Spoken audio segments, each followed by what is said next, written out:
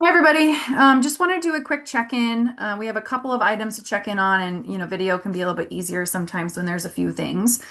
So three things we want to go over. One is comp time. The second is related to any kind of funding updates or anything related to the redesign, any updates we have on that. And then we also want to give folks some information that we heard this week about Jody House. So let me start with comp time. Everyone should have received an email this morning from Winston noting that comp time is back, effective today, the 17th. So I know that a lot of folks have been asking a lot of questions about comp time. As you know, our contract language was updated in bargaining, and based off of that new language, we believe comp time needs to be put back in place. But that was something we kind of needed to work out with management. Management was also looking at a lot of data. And so if you take a look at that email, you'll kind of see some of that information.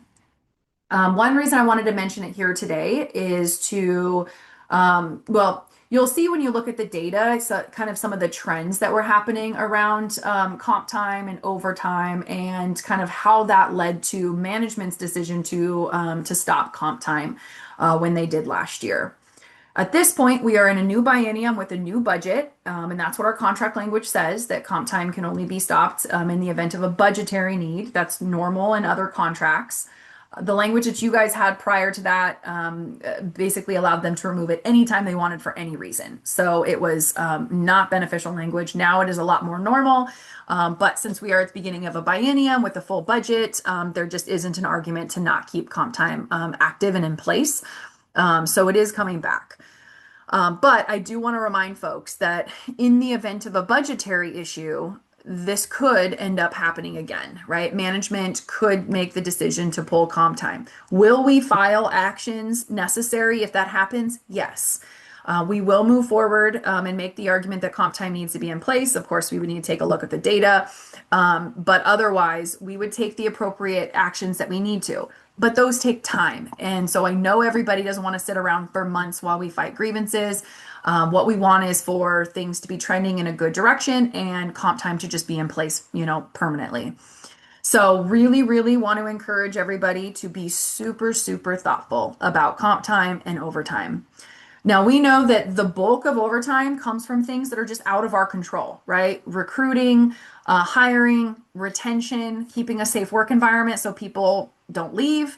Those are all things that are in management's court. They have to figure that out. That's their responsibility. But if there are things that fall within our responsibility, things that we can control to reduce overtime, it's super important that we do that. Not just for comp time, but for the future of SACU's budget as well. So I just really, really want to encourage everybody to be super thoughtful about that. Work together as a team, do whatever you need to make sure that we are doing everything that we can to reduce comp time and overtime as much as we can, so that we don't end up with an issue in the future. I also just want to reference one thing that Winston referenced in his email. I don't know if this is happening. You guys, y'all who work on the floor, you know more on what happens on the day to day. But there was a reference in there around, calling in on your regular shift and picking another shift up to kind of bank comp time or to get overtime.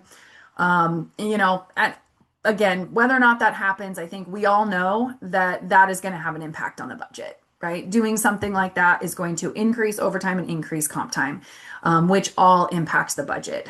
So again, just want to encourage everyone to be very, very thoughtful. Not just for the sake of making sure we keep comp time and not have a fight on our hands later, but also for the future of SACU's budget, and just the stability of SACU in general. I think that is a good transition into the next topic of the budget and what we've heard kind of around the redesign.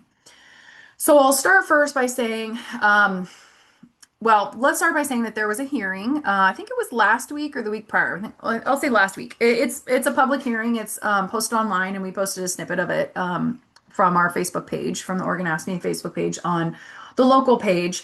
So you can watch that. You can watch the whole public hearing online. But this public hearing was around, when we received the full budget for this biennium and we didn't have the reduction happening, there was a budget note that went into the budget that said there needed to be progress at getting SACU back to its crisis model. Management is calling that the redesign. We're not a fan of that. I've mentioned that in previous videos. It's really just getting SACU back to its roots, right? Everyone has kind of acknowledged we kind of got off track under Sierra's leadership, and it's time to kind of get back to its roots for the needs of the community so that SACU can stay sustainable moving forward. I think the concern, of course, is what it looks like working together. We know that there was a contractor that came in earlier this year around, the reduction. They were paid like $300,000 to put together a plan over like 6 to 8 weeks, and it was a disaster, right? They did not work with us. They talked to a few of us, and that was it. They didn't take any suggestions. There was no collaboration.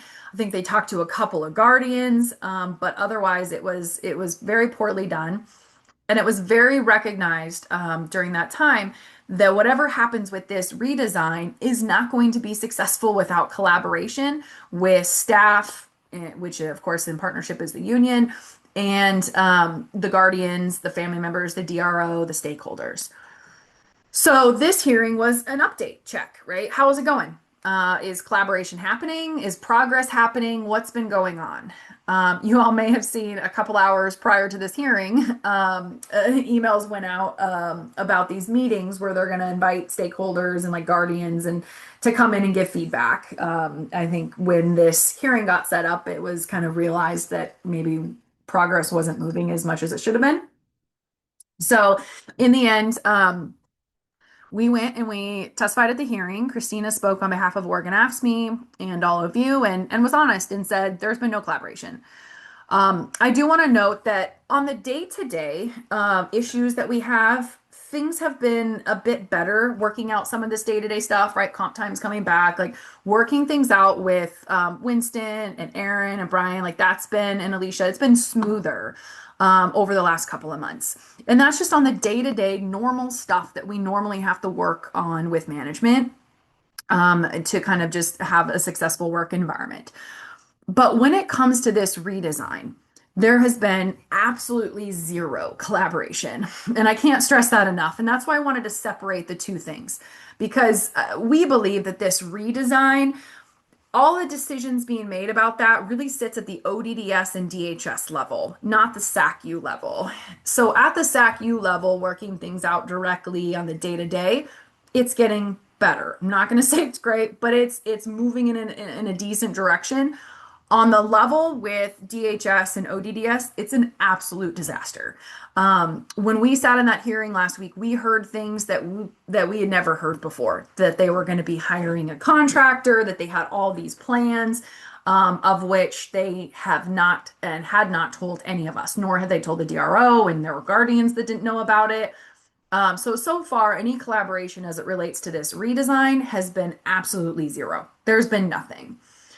Your executive board is looking at sending a letter about that topic off to DHS and ODDS out of concern for just the complete lack of partnership as it relates to that topic. So we'll share that with folks or give folks a heads up when that's coming out. But for the most part, we just wanted to let folks know that it's basically a lot of the same as it was 6 months ago as it relates to this particular topic. I do have we have some other concerns, just, as you guys know, going through bargaining season and just going through the reduction campaign, there were certain people that just publicly said they weren't in support of SACU remaining whole. We know we had concerns about Fairbors, who is now gone. Dana Hiddle said similar things. We had some concerns at certain points with Winston. And I think as of late, we have concerns about other people over at ODDS and DHS pushing for the same thing. We have heard either through rumor mill or just over hearing literally them say it themselves that there are some folks still around ODDS that seem to have this, a negative viewpoint of SACU. One of those people is Amber Padilla, who we have heard from so many people that she has a motivation to, close SACU and close SACU homes. And then, of course, we have heard that directly from Dana, who is over working at DHS right now, and I think pulling a lot of the strings around what's kind of going on. So we are going to be diving more into that. Always keep in mind that, we don't know what the future is going to hold, which means we kind of always need to be ready to take action and run a campaign whenever we might need to. We don't have a call to action right now. We're fully funded for this biennium. We're in a good place at this moment. But if that time ever comes, we want to make sure we're ready. We were successful last time, but it was a really hard 10 months. So, we just want to make sure we're prepared. But for now, things are still in a stable place. I do want to note that everybody should keep an eye out for any information related to federal funding. For those that are unfamiliar with SACU's funding, about 60% of SACU is federally funded, which means if there are any concerns around Oregon getting federal funding, that could impact SACU, which of course would be quite a challenge. So again, we're not in a place where we have concerns about that at this moment. Just want to be transparent and make sure folks are just keeping an eye out on stuff. Okay, so this gets me into the third topic because I know when folks hear about this, their first thought is going to be funding. So we found out yesterday, I think it was, it was yesterday that, no, a couple days ago, I think it was Tuesday, that Jody House is going to be closing. This came completely out of the blue. According to management, it came out of the blue for them as well. That's what they have reported to us. But the reason for the closure, according to management, is that the landlord wants to end the lease and I would assume sell the house.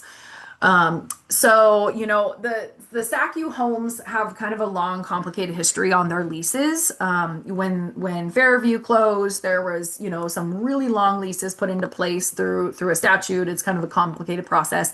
But Jody in particular, their kind of longer term lease, you could say, ended in like 2022. When that happens, then you kind of renew like a normal lease, right? Like on a yearly basis, generally. Sometimes it could be a little longer. And so that's kind of what's been happening here, which means now the landlord has decided I no longer want to continue this lease. Obviously, our first question was, well, then let's open another house. Let's open it up another house and have the individuals move there. We have been told at this point that's not going to happen. We've just found this information out, so we still have a lot that we're kind of working through. But that is what we are advocating for. SACU can't afford to lose another house, right? Like there's already been multiple houses closed. And we don't want to end up down the trend of just house closing here, here, and here, and then all of a sudden we're dwindling down. And so I'm just going to straight say that because I know everybody's going to be thinking that. Just another house, what does this mean for our future? So that is going to be our number one focus is how can we get to a place where we can just open up another house? These particular staff have been through a lot. And one of the reasons why we didn't put a video out a couple days ago or approve any Facebook posts regarding Jody is we wanted to make sure that everybody at Jody who might be on vacation or might be off had an opportunity to find out on a one-to-one basis and not through something like this. So now that we feel like everybody's been notified, Christina and Sehu and Patty went down and talked to Jody this week, yesterday I think it was, or day before, just to kind of touch base with them and provide some support and hear, what some thoughts from them about shifts and how that is all going to work. So I know the folks are going to automatically think it's going to be budgetary related. I also have some concerns about that. But we are being told that it is instead related to the landlord and the lease. So we'll dive into this some more, figure out what kind of what's going on, and we're going to request a meeting with DHS and ODDS's kind of level to kind of talk about the idea of another house, and if they say no, why? Why is that? There was also some talk, when the reduction was on the table and what areas that would be, and South was talked about a lot. due to staffing issues. And so it's hard. I know it's hard for a lot of the membership. It's hard for a lot of you to kind of look at this after the fact and be like, really, there's a landlord issue in the exact area that, you know. So those are, of course, on our radar and are things that we are thinking about and going to dive into to try to figure out. Okay, so that's kind of where we're at with some of the bigger stuff going on. I know it feels like we're on a roller coaster a lot of the times. We secure the funding and it just feels like it's thing after thing. It's just kind of a hard time right now, but I think otherwise we are in a good place. We're fully funded for the biennium. Comp time is coming back, which I think is a good indication of the budget as well. We're going to keep on working towards this redesign. I think the biggest key piece is that you all have to have not just a voice in that process, you need to be an active partner. So that's something I know your board is going to be pushing pretty heavily for over the next few weeks here, along with trying to figure out how we can reduce the impact of the Jody closure as much as possible and see what we can do there. So in the meantime, everyone keep an eye out for Facebook posts, call to actions, anything like that. If anything else comes up, we will let everybody know. But otherwise, just reach out if y'all need anything. Okay, thanks everybody.